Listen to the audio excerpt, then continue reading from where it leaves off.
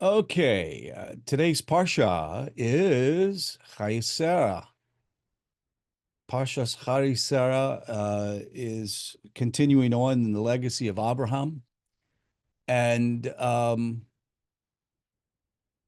thought that I want to share with you to open this up and then begin a dialogue in our class has to do with paying the full price and the idea of manifesting the promise and a path towards and to redemption itself. And follow me for a moment and let me share with you this idea that it just hit me when I was meditating on this chapter, on these verses. I began to ask myself, there's got to be something a little bit deeper in the text that I'm not seeing. There's something else in it. And so often for me, this works this way. Uh, Spending, a good hour or so contemplating every aspect, almost picking up the text of the Torah like a prism and shifting the light accordingly so that I can see different nuances. And many of you guys have your own little way of doing things. I have my own, and that's one of them. I picked this up in my mind and I'm analyzing it from all the different angles. And something came to me that I hope is beneficial for you, but not only just you that watch the video, but to all of the Jewish people uh, in the world that would happen to maybe hear this message. I hope it's a clear message and a promising message.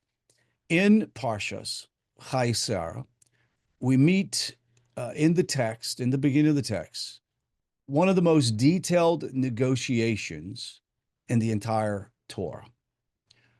Now, we know the story. Sarah passes away, and Avraham raises up from his mourning to purchase a burial site. Now, this burial site is called the Cave of Machpela.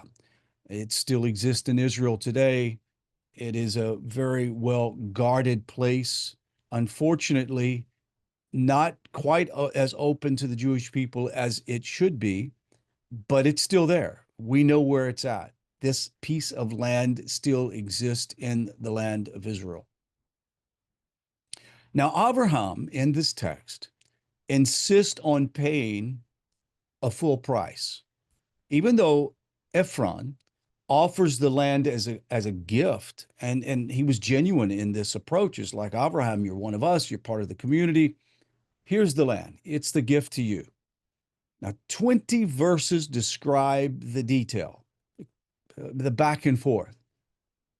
And I asked myself, why such care over a field and a cave? Like what, you know, you would think dig a hole in the ground, put her in the ground, find a cave, put her in a cave, because this moment is not about land. It's about something greater. It's how divine promise actually becomes reality. Abraham shows that even a promise from heaven requires interaction and participation. God gave Abraham this promise that all of his descendants would inherit the land of Israel. And we know that the land of Israel is much massive. The promise was much massive than the land that is in now considered the state of Israel. And the first thing that we realize in this text, a spiritual lesson that teaches us all something very promising, is that when God makes a declaration to his people, the Jewish people, and also a declaration to the nations, that it requires not only the Jewish people, but the people of the nations to take actions to see that the promise is fulfilled. It requires us to do our part. So let's examine this idea that comes from the text of what I would like to call the earnest payment, the down payment, the first earnest payment that Abraham made. You see, God had promised Abraham the entire land of Israel, but yet Abraham didn't own a single slot of the land. He was occupying a position or a place in the community, but didn't really own any of it. By paying in full price with silver before witnesses, Avraham made what we would probably call today our earnest or a down payment on a promise. You see, Avraham was a deep man of emunah, of faith. And that faith says that this is what is promised, this is what is spoken, this is the covenant, but what is my responsibility? And so while we're doing this class, I would ask that we would all be asking ourselves, what is my responsibility in bringing about a great promise of redemption in the world? You see, Avraham teaches that emunah, faith, is not a passive thing. It actually demands a tremendous amount of action from an individual. The money he gives is more than currency. It is actually faith turned into matter. It's actually taking something that is ethereal and putting something into physicality. The first link between God's word and human deed is the action of the currency that was exchanged with Avraham and the owner of the property. From that day, a small piece of earth becomes eternity bound to the destiny of Israel. I know that you'll watch videos about the Cave of Machpela and archaeology and stories. It's there. It still exists. It still belongs to the descendants of Abraham. This little place, this small place that is disputed, that the Arabs won't allow the Israelis to be there at any time that they want. They are only, 10 days a year that Jews can actually go and say prayers at the Cave of the Patriarchs. Why is this the case? Because there are components and there are forces within the world that want to buffet or hold back this redemption. I don't understand the big picture. It doesn't make sense to me, but it is a fact. So from that day, this small piece of land, this small part of the land has become so contested in the world. Let's look at something that is very powerful in this, and this is the inner meaning of the text, owning with sanctity. You see, Avraham had a promise, but he didn't have ownership. What Avraham did was purchase the land and plant his wife in the earth. Kabbalah explains that the physical reflects the spiritual. The land represents our potential. The purchase represents our effort.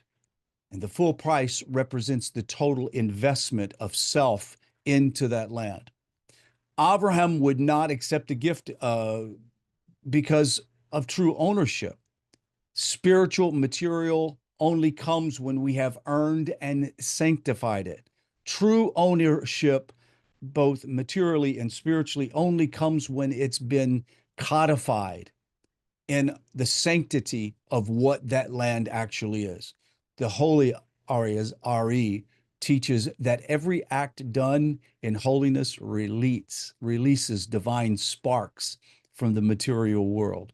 When Abraham bought the cave, he redeemed its hidden light. So too, when we labor with integrity, when we pay the full price through faith and study and mitzvahs, we transform our lives into a vessel of divine presence.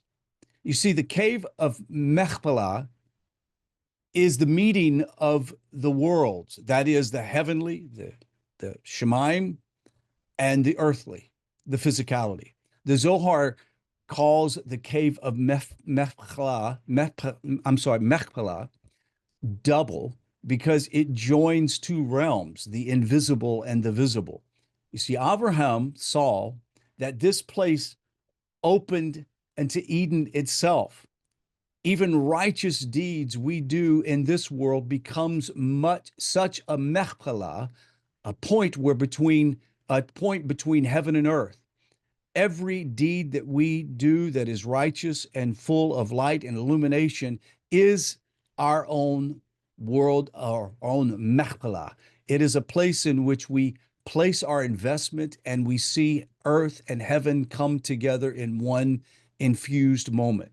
When we infuse the material with purpose, we turn our daily lives into a gateway of holiness. Now, the continuation of the earnest and payment was the Israelites' return to the land.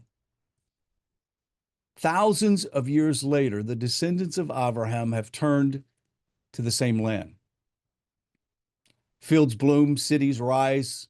Torah is studied once more in Zion. House of studies are all over the nation of Israel. As a matter of fact, it seems that from October 7th to today, there's been a revival of Yiddishkeit in Israel and around the world. This return is not yet the end of redemption.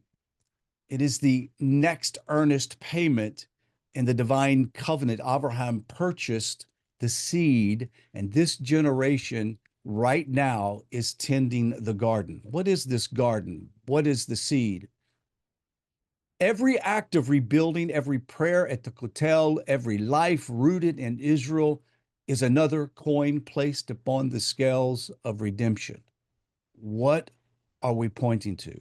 You see, the prophets foresaw this when they stated, "The Lord will yet comfort Zion and choose Jerusalem again." Has he not done that already? Yes.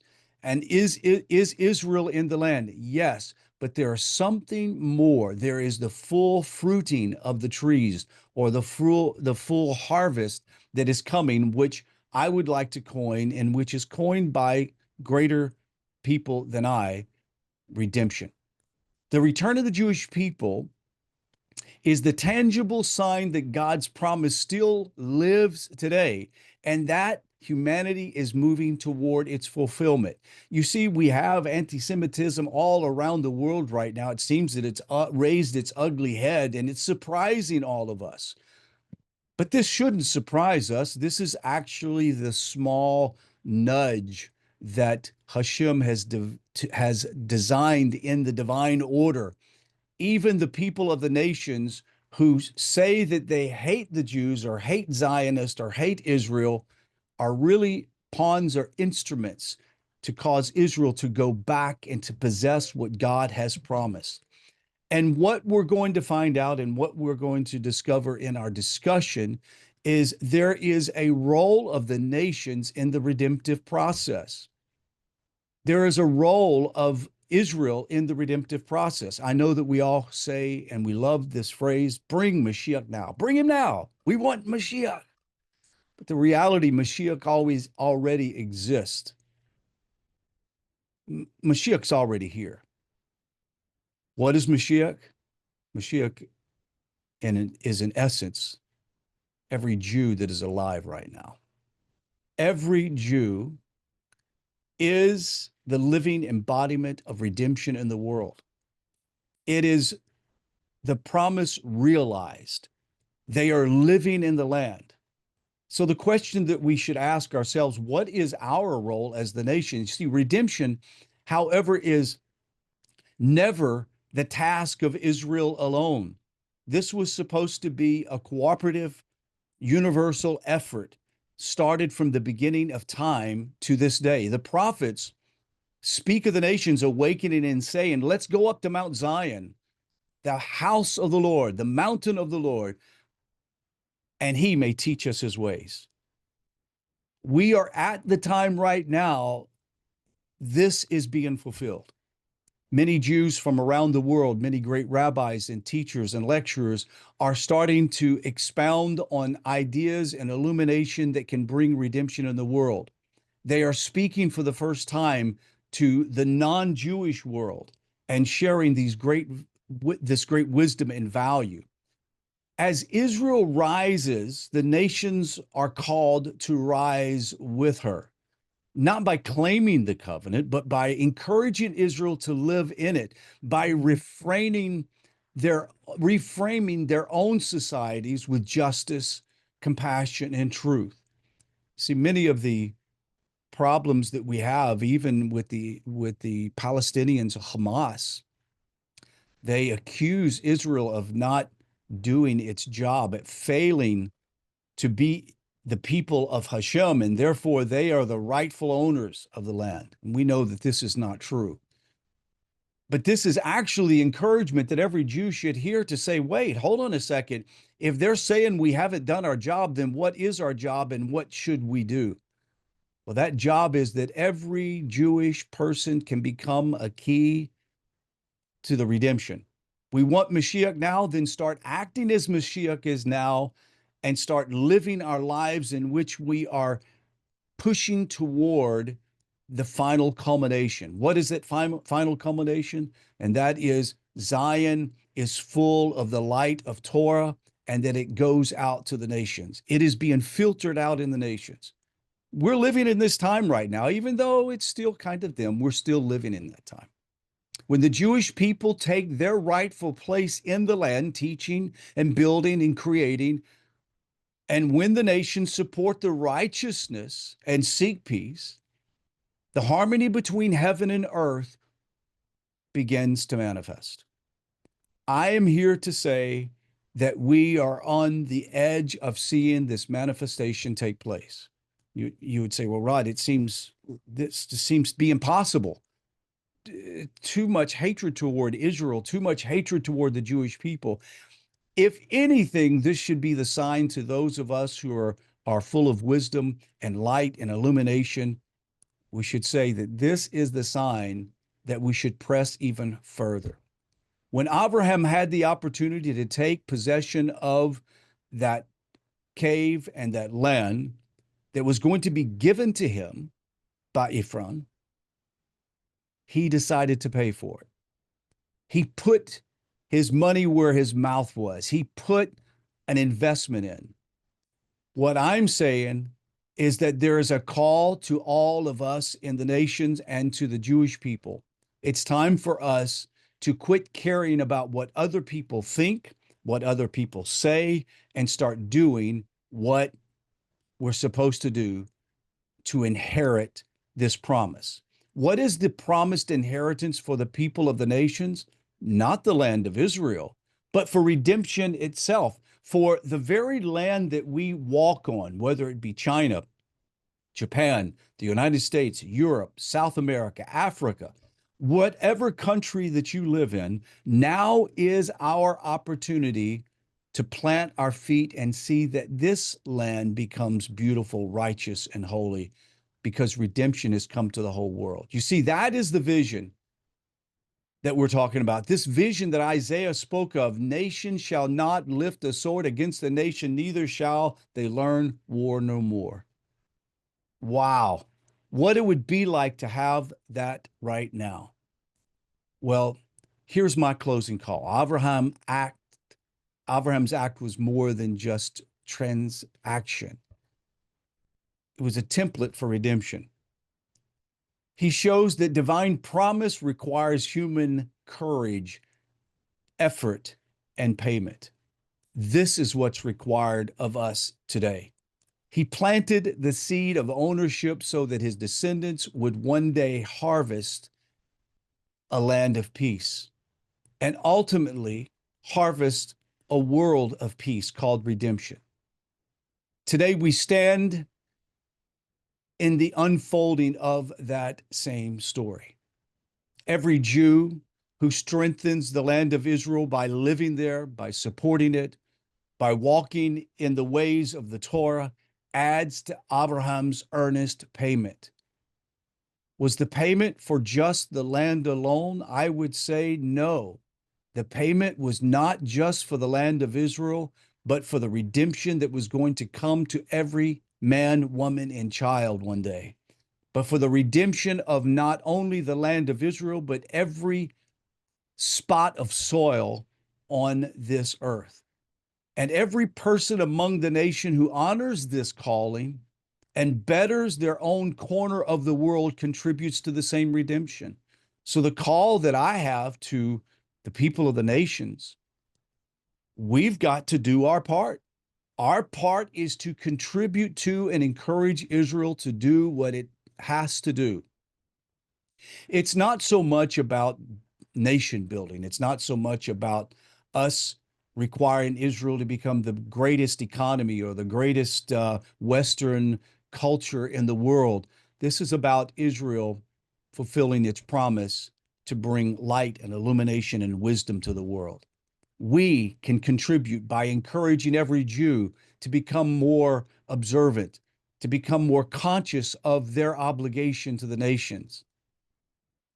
Let's then now partner with Abraham's covenant as the people of the nations to manifest our highest desire through our actions, our righteous actions, our kindness, our benevolence, our courts of justice. What we can do as a nation will begin to unify with the Jewish people, to sanctify the material world through integrity and love, loving kindness toward others, to support the renewal of Israel as a light to the nations. We, as the nations, need to declare that Israel is a light to the nations and to build a world where God's promise is no longer distant, but alive among us. It lives right now. This promise lives amongst us right now as we have this class. And for those who will watch this video, let me leave this final bracha, blessing.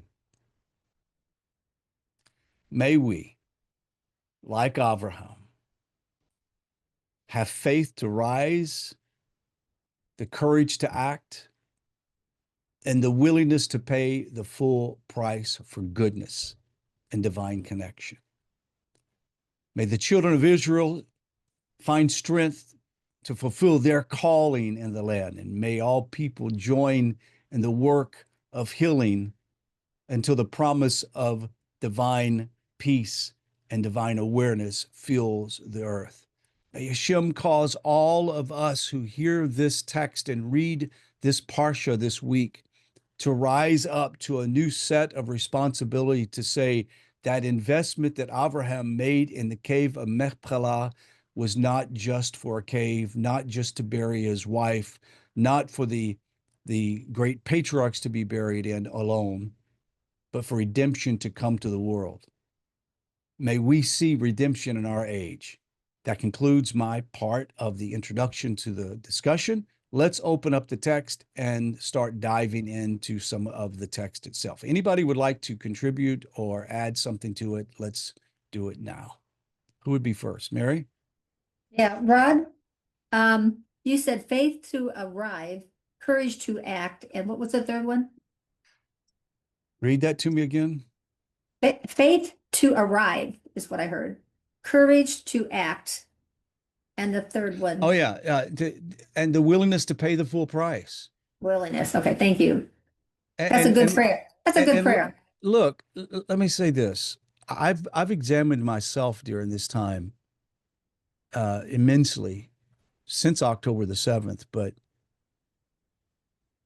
I realize it's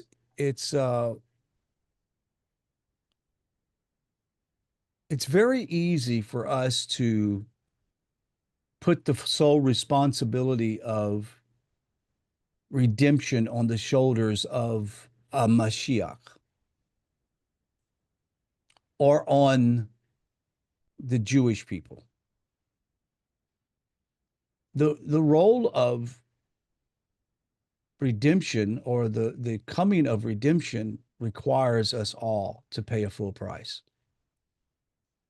And I think that many people, and to include many of my Jewish friends,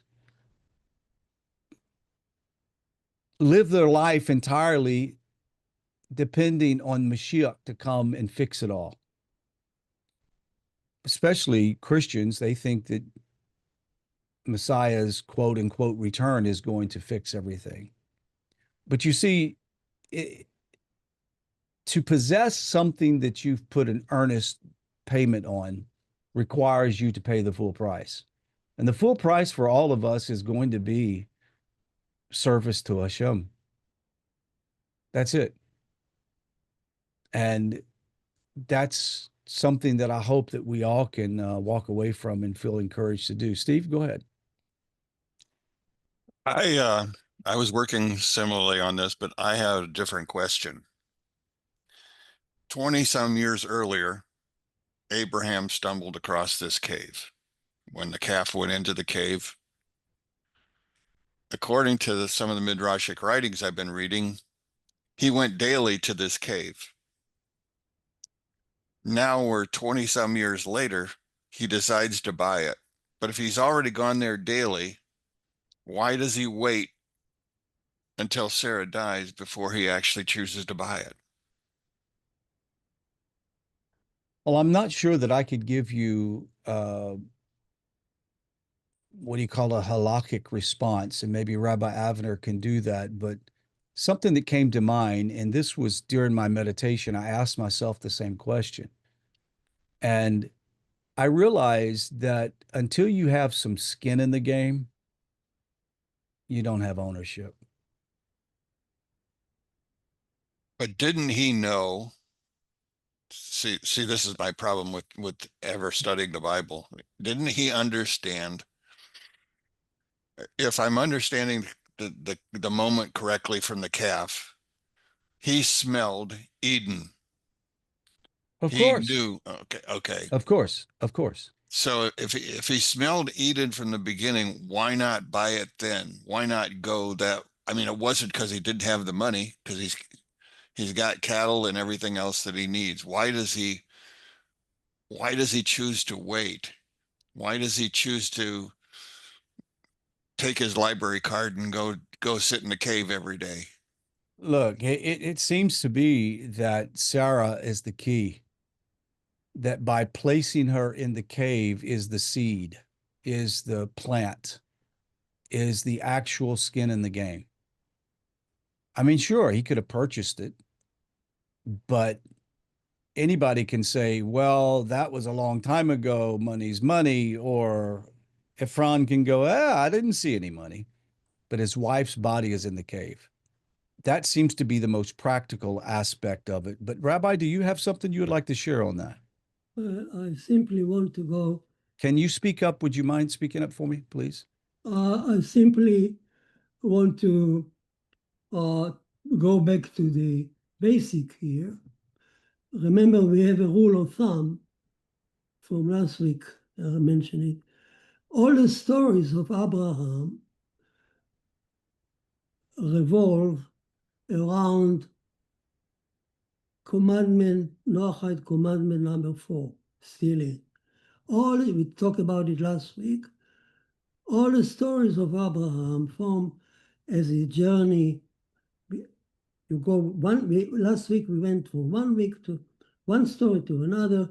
We wrote down all the stories, and we came out with the idea that all the stories revolve around Avraham fighting for righteous ownership and against stealing, which is commandment number 4. Noah before him fought against number 3. Abraham is number 4. The whole story. So ownership for Abraham is extremely important. And that's the point here. He needs a piece of land to bury, practically need a piece of land to bury his wife. He won't come with the arm and conquer it, although God told him it's yours. But he is very keen about ownership, righteous ownership. He doesn't want to steal by force land, so he pays a lot of money. Again, it's just another chain, another part of the whole chain of Abraham, fighting for righteous ownership, especially ownership when it comes to holy places like Machpela.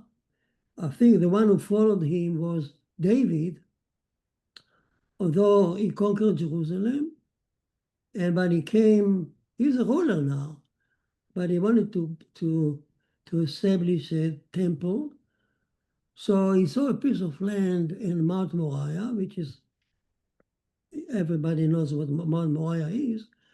So he's a ruler. He had a big army, but he goes to Jebusite, Arna, who owned and he pays him a lot of money for the Mount Moriah. So these are two places that, although God promised those places to Israel, yet Avraham and David go all the way to purchase them. In fact, when I was young, this was a common teaching. We were told that the Zionist movement followed that rule. And that's why the Zionists who came to Israel, the first wave of Zionists, actually made all the effort to purchase every piece of land. They purchased swamps, sands, empty places. They paid a lot of money just to have righteous ownership. And I was taught, we were told by our teachers, that this was officially a policy of the Zionist movement that anchored by what Abraham did and what David did. So we go to, although the Holy Land was promised to us, but we buy it. We didn't go to a land of Israel to conquer it by arms. We actually, that's what happened. Most of Israel was built on the land purchased from the Arab. Arab themselves sold it. Then, of course, Arab start waging war, and Israel has to respond to that. But the whole premise of the Zionist movement is to purchase land by money, because we're against stealing. The commandment of this kind of I want to go. What I did now, I went down to the basic. The book of Genesis is constructed along the Noah commandment, from idolatry, from adultery, bloodshed, theft. Then Jacob fighting for justice, number 5. So that's the structure of book of Genesis. And that's so, as a Noahide, it speaks to you. And there is nothing more important to the Noahide. This is a backbone of the Noahide movement, the 7th commandment. And every Noahide, people ask, many people ask Noahide, where are the 7 commandments written? They're nowhere. Now you have an answer. The 7 commandments are the base of the book of Genesis. The book of Genesis is constructed along the 7 commandments. That's your charter. And Abraham here is actually a Noahide, and so on. And Jacob is Noahide. The whole book is Noahide. So that's your charter. That's your connection to God. You are not bystander. So no wonder that Abraham went all the way to purchase it. Righteous ownership. Moses, when he came to the Sichon, to the north, to the Golan Heights there, when he entered the Golan Heights, Hashem told him, go and conquer it. I gave it to Israel, go and conquer it. Moses says, no. I'm not going to do it. That's one place he rejected, he didn't accept God's word. Instead, he came to Sichon, the Canaanite, and Amorite there, and he says, please let me pass. I don't want to touch you. I'm going to purchase water and so on from you. I'm not going to ask you anything. And Sichon didn't want, it came out to him with force. And Joshua, according to the Talmud, Joshua did the same thing. When he entered Jericho, he sent 7 scrolls to the 7 nations. He says, please, let me come in. We are not going to touch you. You can stay here, provided you leave idolatry and so on. and accept the seventh commandment. They refuse, and the rest is history. But we don't want to steal, we don't want to conquer, even a shred, even if God gave it to Israel. It's more proper to purchase it, to shred any notion of stealing here. I think that's one aspect. I agree everything you said, Rod. You took it to a higher level, and everything was fine and beautiful. What I did now, I just went down to the basic, to what is really important for Noahide, because the whole book of Genesis is Noahide. And every Noahide should know where, if you've been asked, where is the theft? Where is theft given for the Noahide? Oh, I'm telling you, read the story of Abraham. It's all around different theft. All the story of Abraham. And you can learn it from here and so on. So you have an answer. The 7 commandments are given through the book of Genesis. Yeah, absolutely. Thanks for bringing that up, and it's very important to understand that. Yeah, you're absolutely right. I appreciate that. Steve, did that seem to Well, answer your question or your I comment? mean, I spent, I'm obviously studying Zechariah. And so far in studying Zechariah, I found 4 connections to Abraham in the book of Genesis. Um, as I'm thinking about it, I understand that Abraham visits the cave every day after he's found it, which to me indicates the fact that he understands there's holiness there. Right. That he now, if we go back to the past, Abraham or Adam was there. So he's connecting Genesis beginnings and burial of his wife there comes to what I would call the present. But yet that cave is going to have a future, and it's going to relate to that future. So in other words, mystically, if I can use that word, the cave really becomes a point of tikkun. It's where divine sparks kind of meet between past, present, and future. So in the beginning, only after Sarah dies does he formalize an ownership, but he's already been going there daily. So it looks like he's going to see, I'm still working on this. He's working on a legal contract after this, but he begins by spiritually owning this land because of his constant visits, because of his use of the cave as his place of spiritual growth, I think I would say. So daily he begins with spiritual prep. The cave then becomes this nexus between holiness and devotion and inheritance. So finally he formalizes it, and we now have spiritual reality becomes real. Abraham now models the alignment of divine timing, because again, he goes there daily, but yet at the very same point in time, before Abraham went there, I can't imagine that people didn't know the cave existed. Of course, yes. So why didn't they buy it?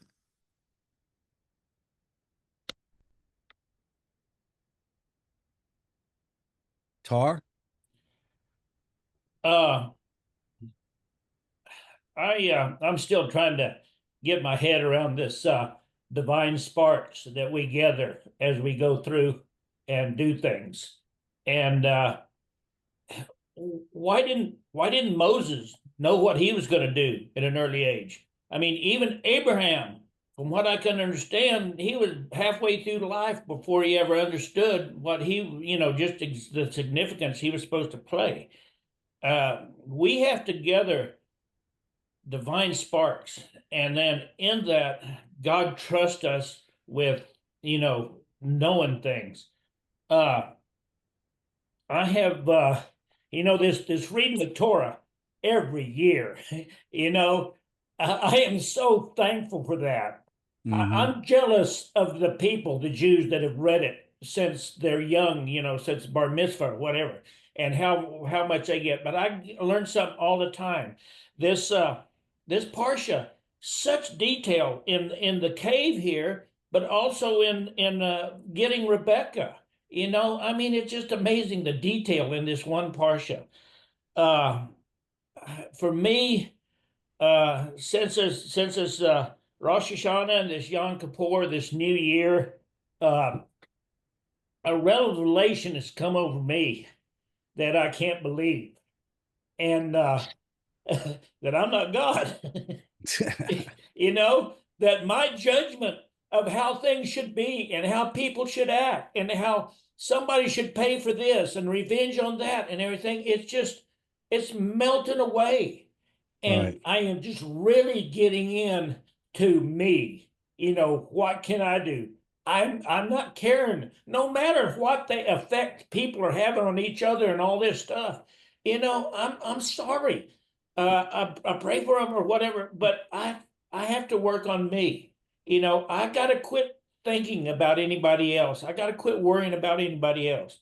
And so and it's taken time, for me to come to this. I have to give a little credit to the 12-step program, the character defects they talk about. Well, I've realized that's just the soul correction that I Right. need to make in those character defects. And it just takes time. It does. The Messiah, there's been a Messiah, from what I understand, walking with us every generation, but no one knows, they don't know who they are until God steps in and anoints them. And it's it's tough to figure out why things work the way they do. Not Yeah. that I answered Steve's question, but that's just a little whatever inside. Well, I appreciate you bringing that up, and it's also encouraging that we're a part of a community of seekers in the nations that are doing exactly what you're talking about. We're actually examining ourselves and wanting to do our personal repair that needs to take place to bring redemption. And I appreciate you saying the fact that, we can sit here all day long and talk about what everybody else needs to do and what Israel needs to do. And they need to do this and they need to do that. And they need to take possession of this and this. And if Israel would do this, what about what do I need to do to gather as much illumination now in my environment? We're all combined lights, and that's what this is about. It's about us doing our responsibility. I really appreciate you bringing that up, Nathaniel.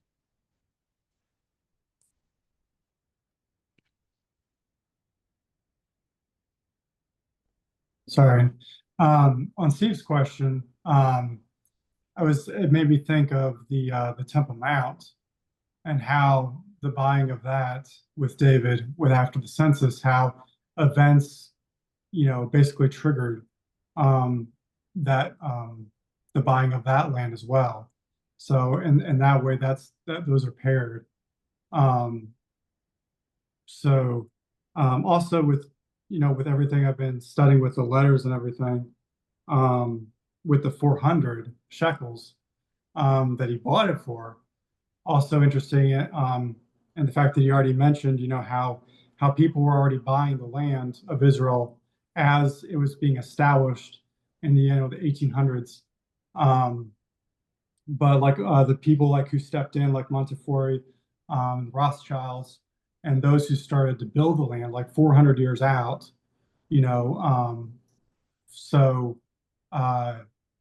the 400, the 400 shekels in the 400 years, and how that, meshes with also the Zohar saying, in the 600th year of the sixth day, in the last 400 years. So like all of these things kind of mesh, and also the doubling, also too meshing, with with the 400 being the tav, so the 11 letters, 11 of the 22 letters, there's the doubling of that, the doubling of Tehillim, which I've been working on recently for the 300.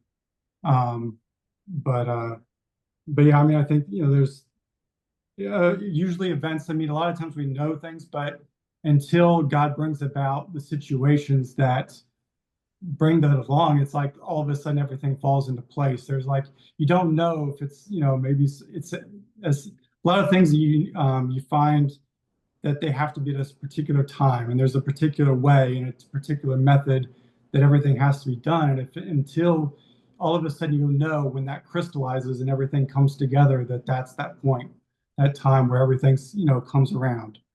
But I mean that for what happened with David, he was looking for it and looking for it, and studying it and praying for it, and then actually a mistake just brings it about. But so I mean, yeah, you just have to sometimes just wait on God's God's time and God's method and what he wants you to do, which Right. Nathaniel, one of the things that you pointed out, which is a really important point, is we need to be concerned less about what God's going to do and more about what I'm going to do. Like, what are we supposed to do at this moment? Because God is going to do what he needs to do at the time that it's supposed to be done. The inertia comes from Shemaim, but we become the tillers of the soil. We have to maintain what a fruitful, what do you call it, a fruitful land spiritually, so that these things can take place and unfold quickly and easily in our age. So that's a good point. Steve, you had something you want to add to that?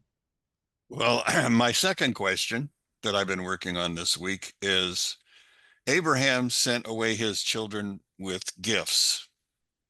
Now, gold, whatever, but I don't think that was what he sent him away with. According to the Midrash, he sent him away with Tuma. He sent him away with the name of the Lord. But as I'm going through this, he sent them all to the east.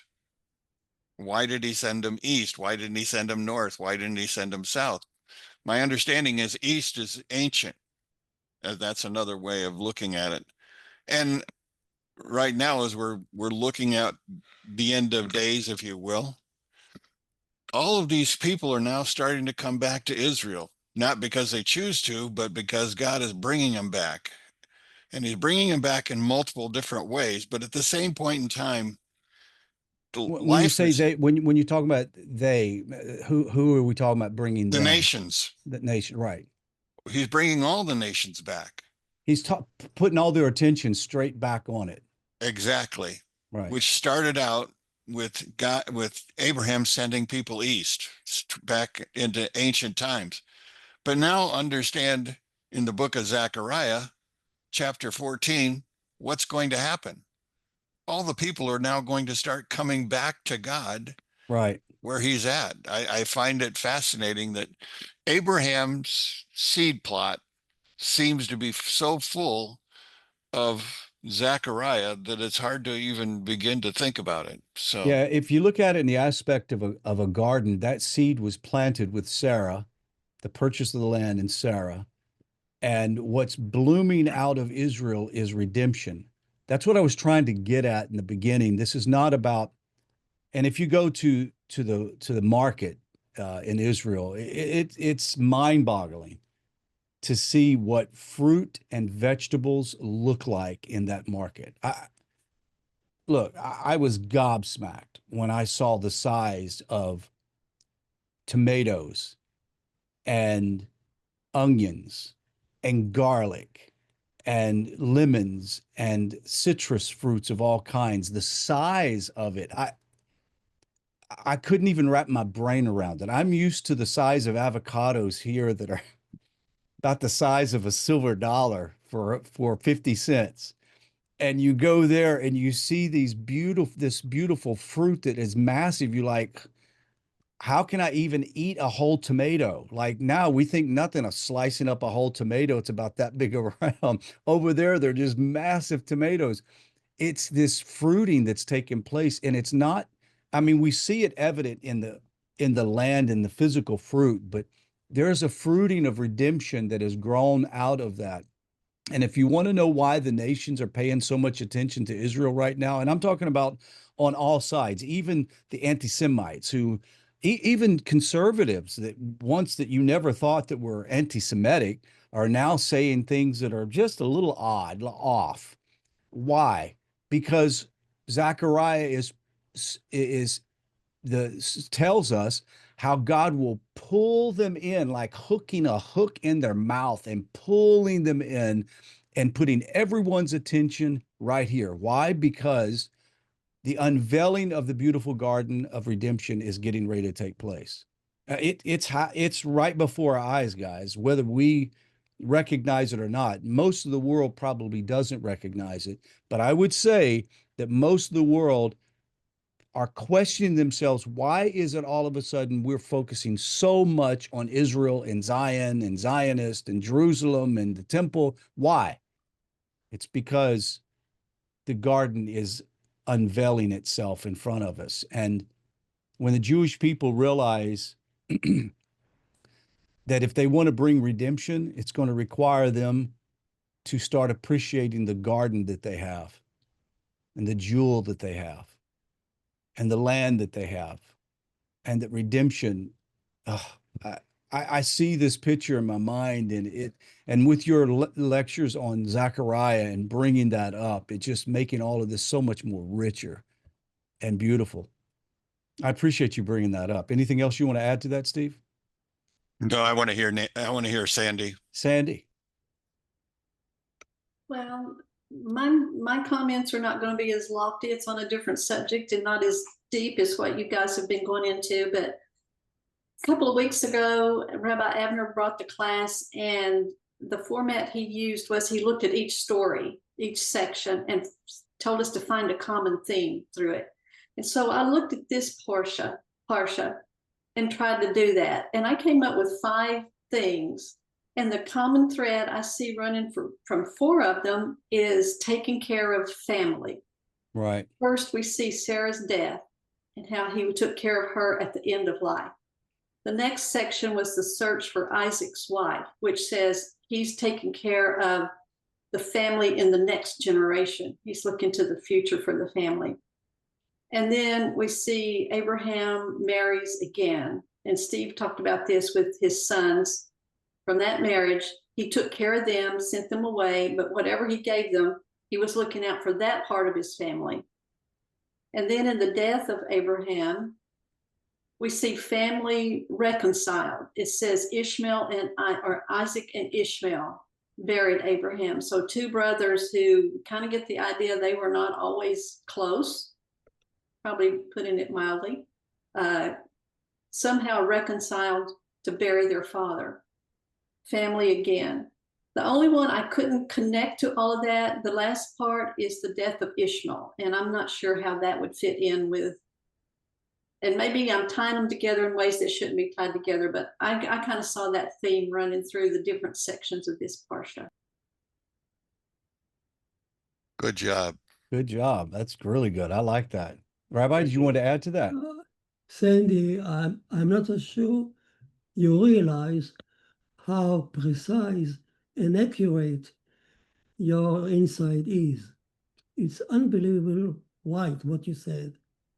Because what the Rambam, next story after we said it, the stories about Abraham is revolving around commandment number 4, theft. Following it, the next step would be Jacob and civil order and justice. So we are now at a transition between Abraham and Jacob. Come out the Rambam and says, from where do I know that I need to respect my family? He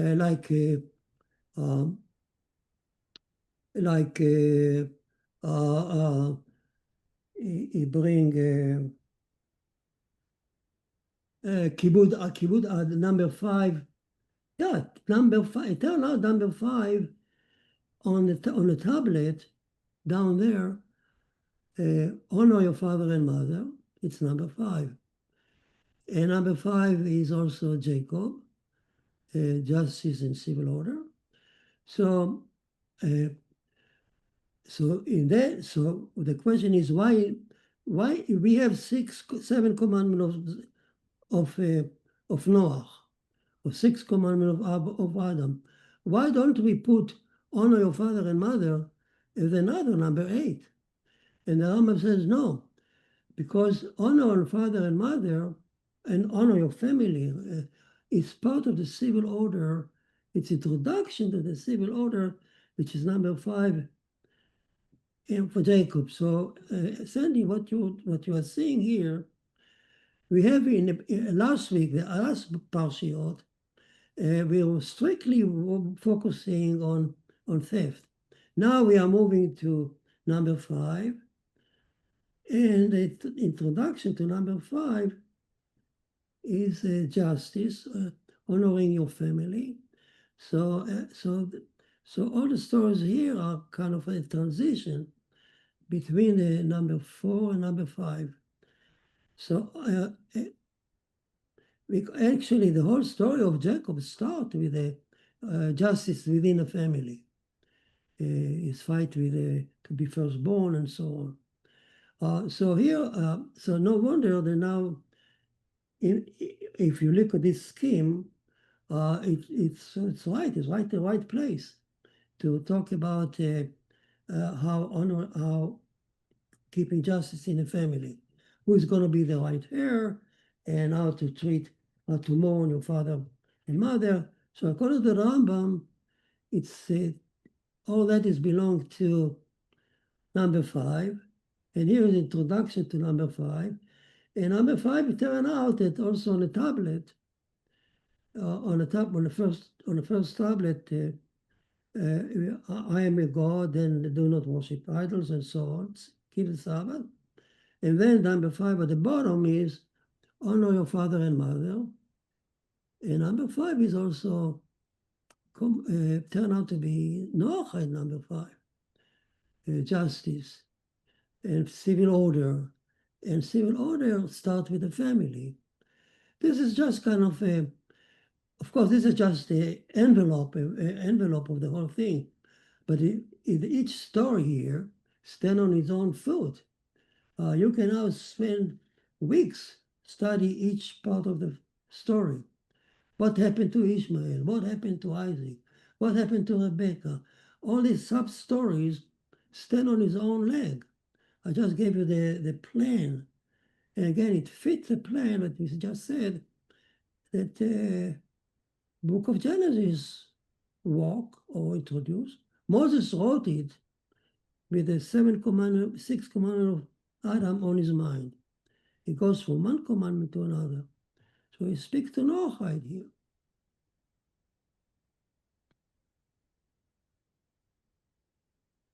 Sandy, great input. Rabbi, thank you so much for adding to that. I appreciate it. Anybody else have anything you want to say or add to before we move on?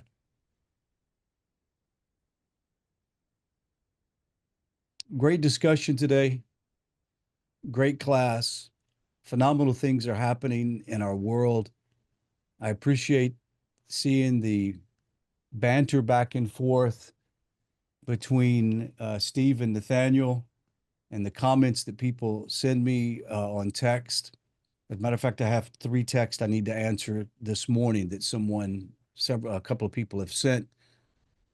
Just inquiries and questions about the text and examine it at a deeper level. I want to let you guys know how much I appreciate you joining me in this journey, and all of your faces. When I see you in the morning like this, it brings back a renewed energy to realize that we have something big that we're part of right now. And we're seeing it played out in front of us. And this is exciting times to think that a long time ago, each one of us began to hear this voice calling from the wilderness to call us back to the main focus, and that is Zion, that is Jerusalem, that is the temple, that is the Torah. And God's drawing every human's attention back to it, trying to get people's attention. And the big reveal is coming, guys. It's coming. And it's going to be glorious. It's going to be beautiful. And we have so much to look forward to. That's why these studies are so very important, that we continue, because as we study, we are collecting from this beautiful garden that is growing right now that most of the world has not completely seen or understood, but it's coming. Look at what Israel's done in the past 60 years. Just look. Research, science, technology, all of this coming from this little spot of desert in the Mideast. And that investment that Avraham put in the soil of Sarah and the patriarchs that are buried there are growing into redemption that is coming to us right now. We're seeing it. It's unfolding. It's beautiful. So thank you for joining the class. I hope that all of you do well, and we'll see you Sunday morning at 10 a.m. here on netivzoom.com. Until then, you guys have a glorious Shabbat and a wonderful time with your families. Be well. Tell your spouses I said hello. Tar, I love you, man. Take care. Bye-bye.